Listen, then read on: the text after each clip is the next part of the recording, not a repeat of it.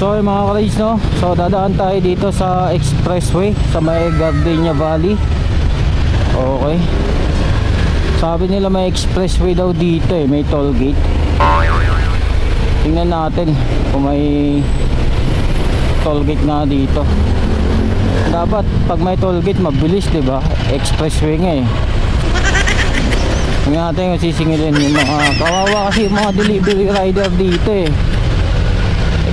Paano kung drop off papunta doon, tapos yung ano, cheap, ilang beses ba magbayad? Kakagaling ko lang kasi dito eh. Take na po kayo. Ha? Ano pwede kit nyo? Andun sa customer. Ay, ito pa sa inyo po yun eh. Oo. Di ba isang beses lang? Kailangan po ipakita po dito yun. Yun lang ang binigay ko sa customer eh. Dito lang naman ako nauwi sa Queensroy. Ginama mo pala niya sa nakuli puti na yan. Di ba pagbigyan? Sige. Okay.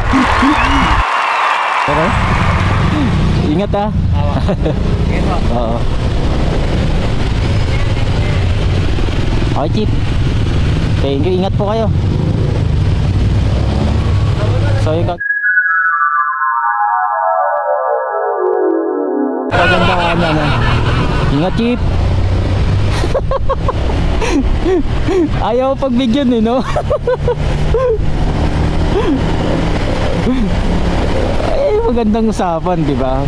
Nasa magandang usapan lang yan eh. Paano ako uuwi nito? Ay, nandito yung bahay namin. Tapos mag-aabono ako sa inyo ng 10 piso.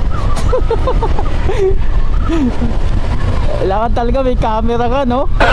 Alam mo na lang dito, buhay ng Pilipinas, no?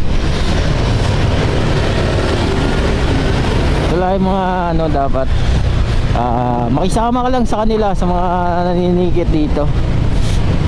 Okay naman sila, mga mabait naman yan sila. Sabihin mo lang, taga dito ka lang.